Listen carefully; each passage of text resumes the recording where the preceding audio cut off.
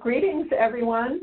Welcome to the Medical Legal Partnership Public Health Chat, and we're looking forward to sharing with you today a little bit about the work that we're doing together, our two organizations. And so I want to introduce you to our panelists today, starting with Joel. Do you want to take a minute and say who you are and where you're from? Sure. My name is Joel Teitelbaum. I'm a professor of health policy and law at the George Washington University School of Public Health and School of Law. And along with Ellen, I am co-director of the National Center for Medical Legal Partnership. Great. And that comes back to me. I'm Ellen Lawton at the National Center as well, working with Joel. And now we'll take it to Colleen. Thanks. I'm Colleen Healy-Boufides. I'm a senior attorney with the Network for Public Health Law in our Mid-States Region office. We're based at the University of Michigan School of Public Health in Ann Arbor, Michigan. Great. And Donna. Hi, I'm Donna Levin, and I'm the National Director of the Network for Public Health Law, and I lead a national office and a team of public health lawyers across the country. All right, we're looking forward to chatting with you today about how can medical legal partnership contribute to public health legal change. We're also going to be thinking together about the reverse of that, is how can public health learn from and collaborate with community medical legal partnerships. And so we're going to take a look very quickly. Joel's going to do a quick overview of medical legal partnership activities to ground the conversation, and then we're going to shift over to Colleen and Donna to share a little bit about the work in the Network for Public Health Law, and then have a little conversation about how we think we can work together more effectively, what are some of the barriers and challenges, and really what are some of the opportunities if we can join forces as organizations, as fields, and as professionals. So with that, I'm going to hand it over to Joel. Thanks, Ellen. So here you see a very simple slide about medical legal partnership. I think the concept behind medical legal partnership, or MLP, can best be understood by recognizing four realities of American life, particularly as these realities apply to low-income and other marginalized populations. The first thing I would note is that the health services literature indisputably reflects the fact that the U.S. suffers from disparities pertaining to healthcare access, diagnosis, treatment, and outcomes, and that these disparities exist, whether we're talking about such things as race, ethnicity, socioeconomic status, disability, age, gender, sexual orientation, immigration status, and more. The second thing is that the research makes it clear that while 40% of health is determined by genetics, personal choices, and healthcare services, fully 60% of our health depends on the social, environmental, and economic factors that are mainly out of the control of individuals and communities. And while that 60-40 split is not set in stone, it gives you a rough idea. There are some folks that would say it's more 50-50, and even if that were the case, the point remains the same. The third reality is that law and legal policy represent some of the most important and complex determinants of health, which is to say that the way that we design, apply, and enforce our laws and policies has an enormous impact on the 60% of the health that I just noted. In other words, the social, environmental, and economic contexts in which people live, work, and play are mainly constructed through law and policy making. You see examples of this in things like discrimination based on race and ethnicity, unfair practices in sectors as diverse as housing, education, employment, credit lending, and criminal justice, the way in which we have chosen to disinvest in social services relative to the way that we overspend on downstream healthcare services, and the inequality we see when it comes to responding to and preventing neighborhood violence. The fourth and final reality I'd like to mention connects to this slide, which presents what we in the MLP field refer to as the I Help mnemonic, which stands for income and insurance, housing and utilities, education and employment, legal status, and personal and family stability, which you see down the left-hand column. Folks who work in population health would typically identify these as social determinants of health, while a lawyer would typically think of concerns in these areas as legal needs. whatever we call them, the fact remains that preventing or redressing problems in these areas typically requires legal help. And the fourth reality I would mention is that in the U.S., individuals do not have a right to legal assistance when they struggle with one or more of these types of civil legal matters. As most people know, the reverse is true for criminal matters, and while having a constitutional right to a lawyer in a criminal matter is obviously sound legal policy given the potential loss of freedom at stake, it is worth noting that the U.S. is one of the only countries in the world that completely separates access to criminal and civil legal services. So tying these four realities together, you basically get a structure in which law can rather easily be used to create environments in which low-income and other marginalized and vulnerable populations struggle to achieve optimal health, while at the same time making it difficult for these same populations to gain access to the legal expertise needed to help remediate these kinds of social ills. For those of us who work at the intersection of law and health, this amounts to a serious health injustice, and one of the interventions that can be used to push back against it is medical legal partnership. So this slide depicts one of MLP's patients to policy success stories. In this case, where a DC-based MLP was able to prevent a certain type of widely used insurance plan from being removed from the district's health insurance exchange. These types of policy successes are critical to the long-term sustainability of medical legal partnership because they help show how downstream individual needs can fuel upstream population-based interventions, which I know is something we'll be discussing later on. Before I turn it over to Donna and Colleen from the network, I can provide two more examples to give listeners a sense of other types of policy changes that can result from medical legal collaboration. The first involves the MLP at Seattle Children's Hospital, which successfully worked with state officials to increase Medicaid reimbursement rates for home nursing care, which in turn allowed kids on ventilators to return home more quickly than had been the case previously.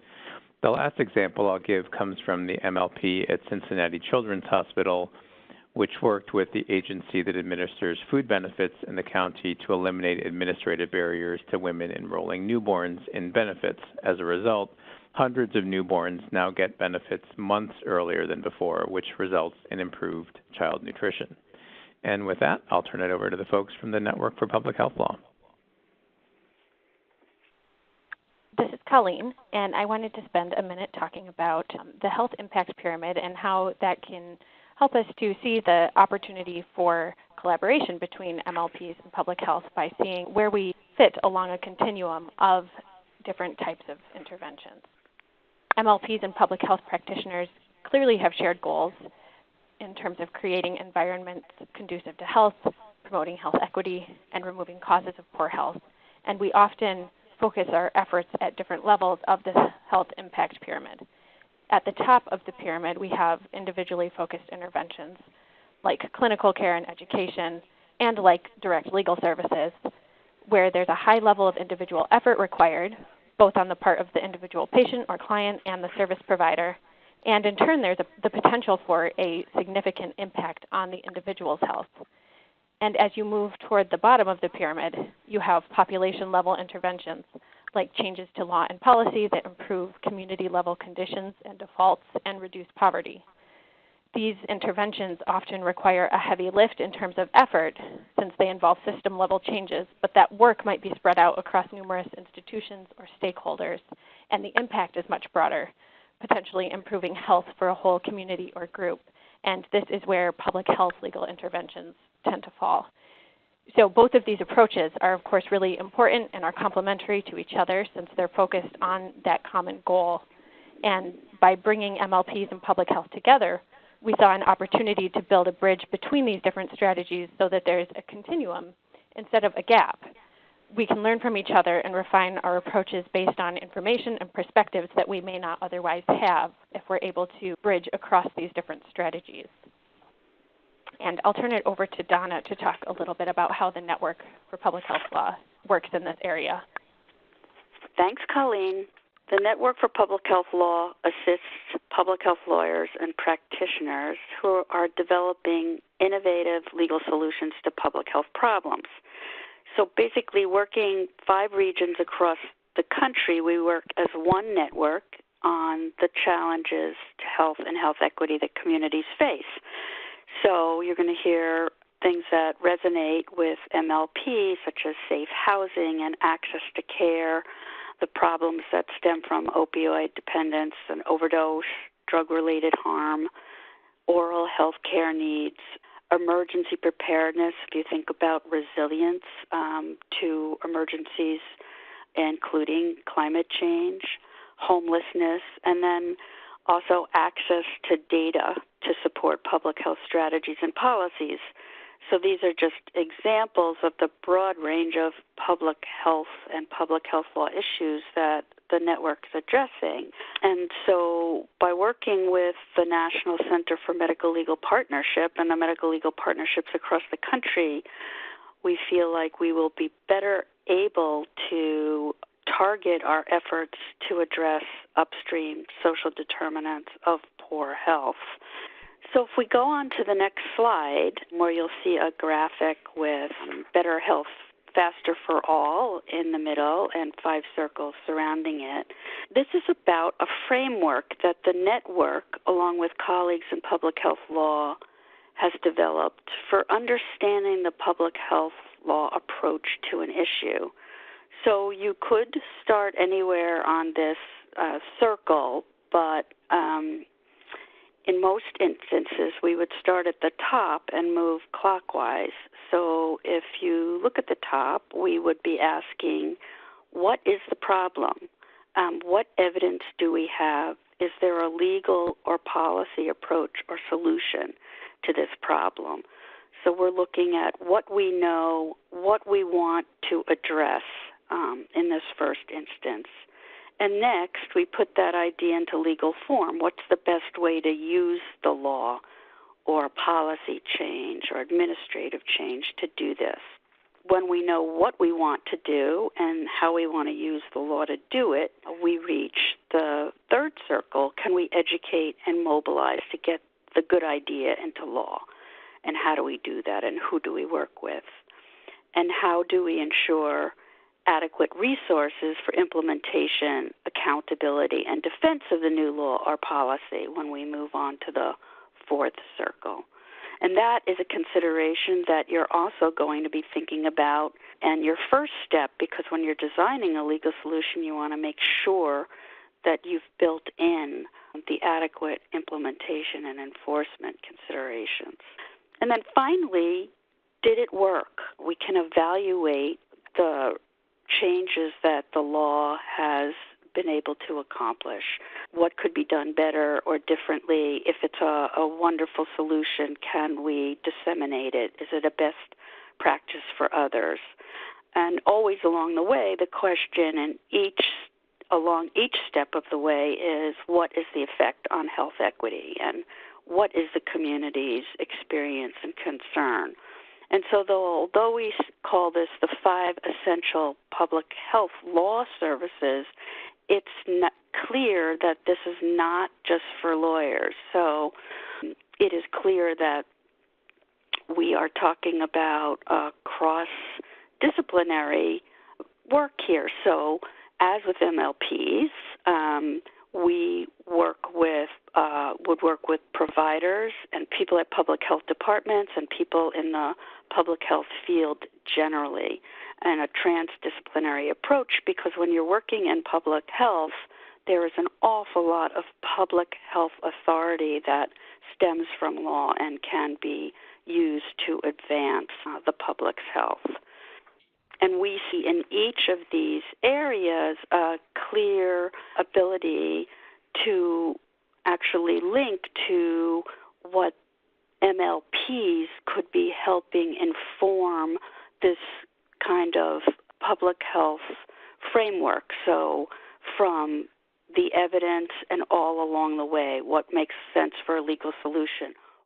think this goes back to what I was saying at the outset, and I don't think there's any one single place on this graphic where MLP fits in, but rather in multiple places.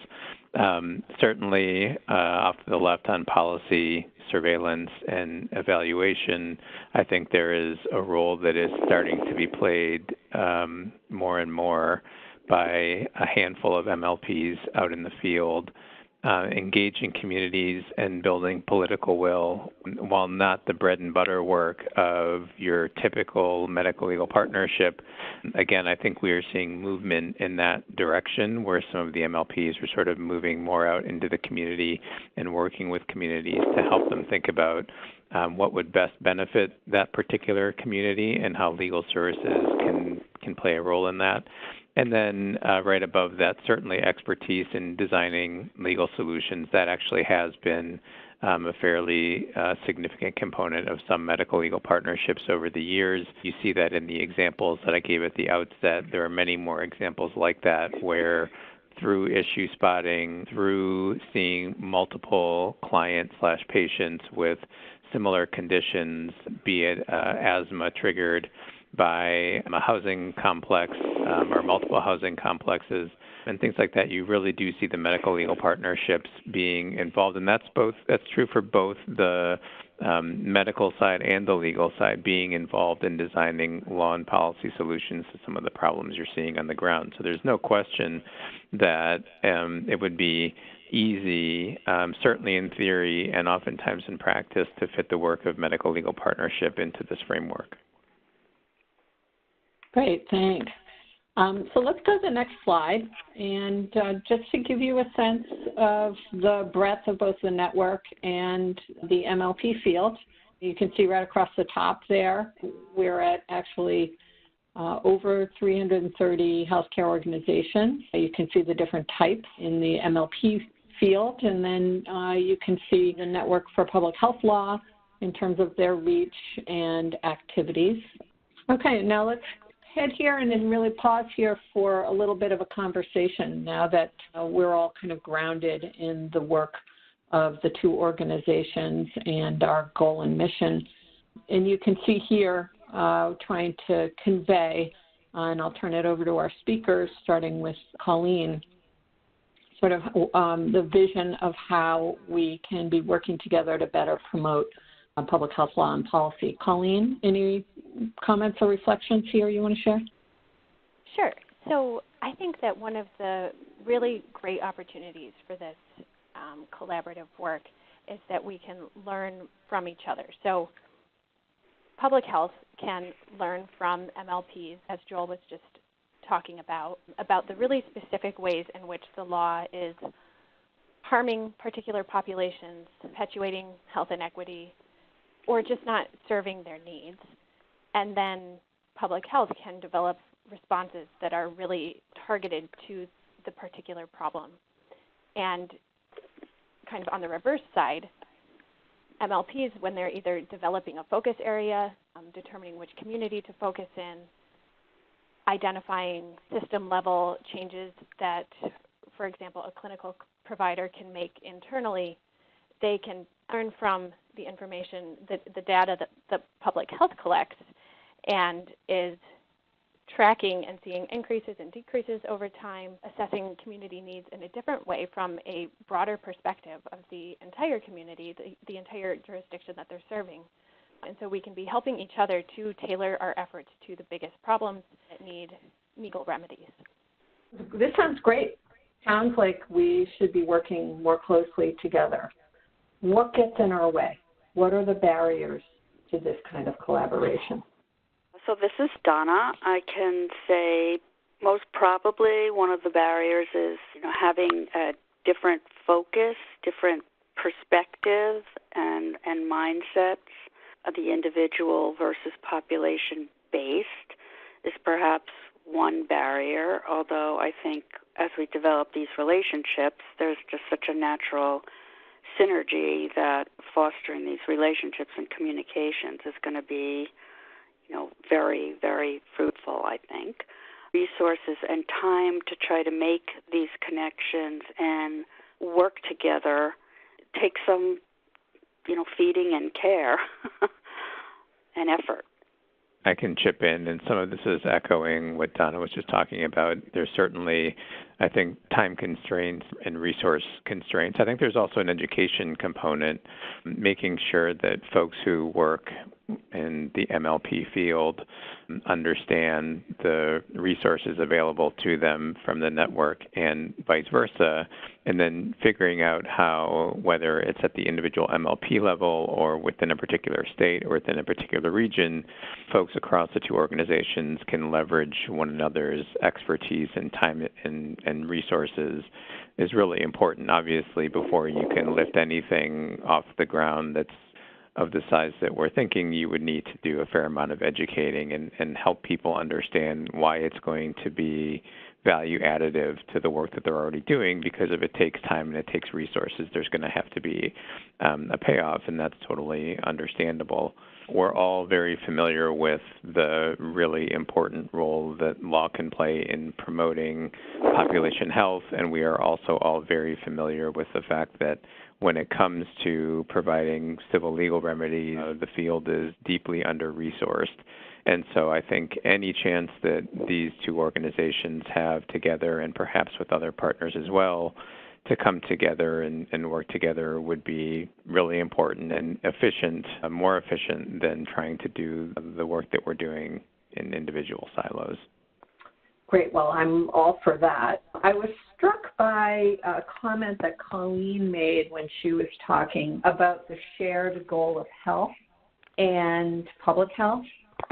And then I thought to myself about our friends in the civil legal aid community, that isn't necessarily a core goal, or hasn't been historically, right? But maybe that's something that is changing or needs to change, that shift or alignment with health and justice. I can weigh in on that.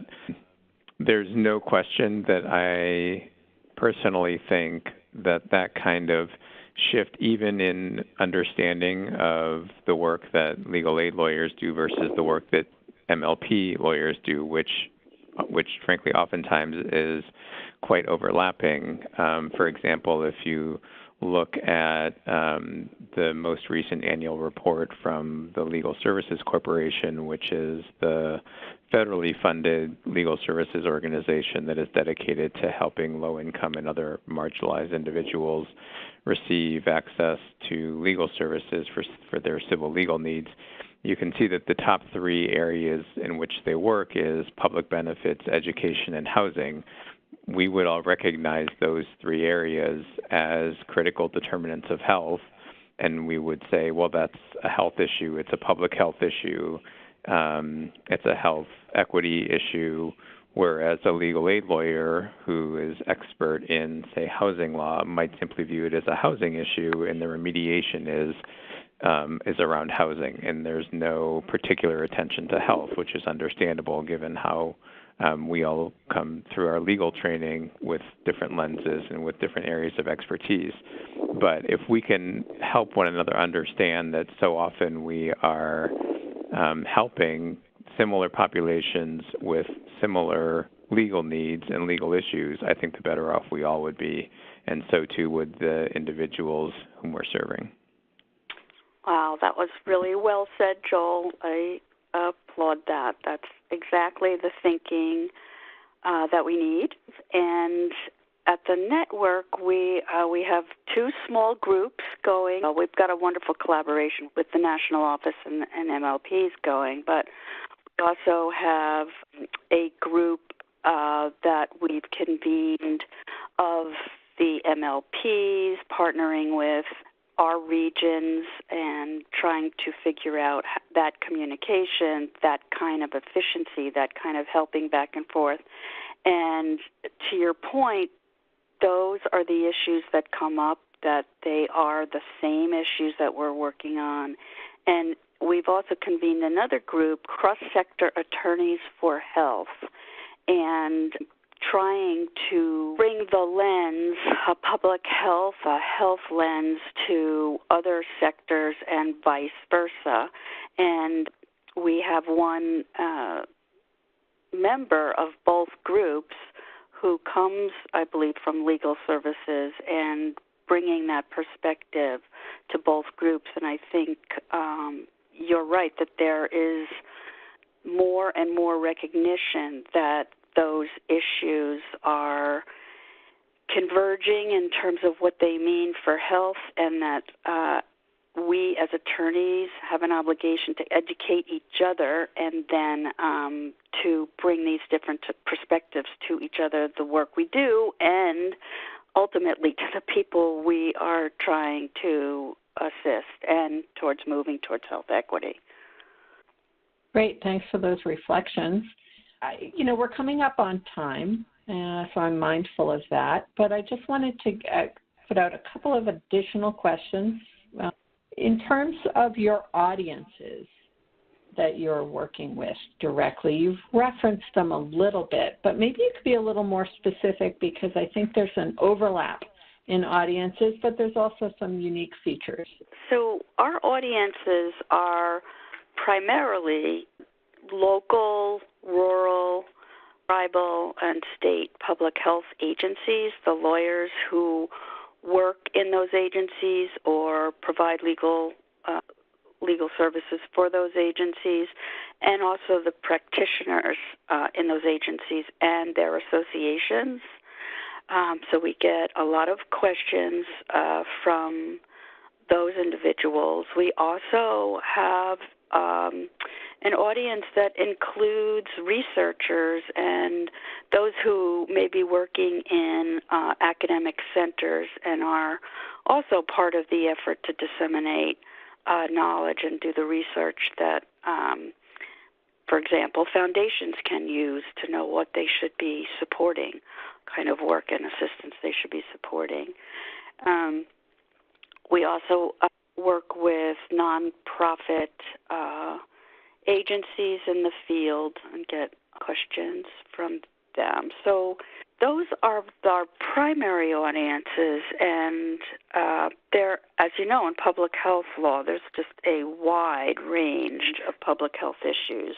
Many are focused on the authority, so the extent of an agency's authority, and so that may be somewhat different from the questions in the area that the MLPs are working in, but our part of the vision here is to include those public health agencies, be they local, community, or state public health agencies, to perhaps be able to be educated by MLPs as well, and join forces and make those changes that are needed, upstream, systemically.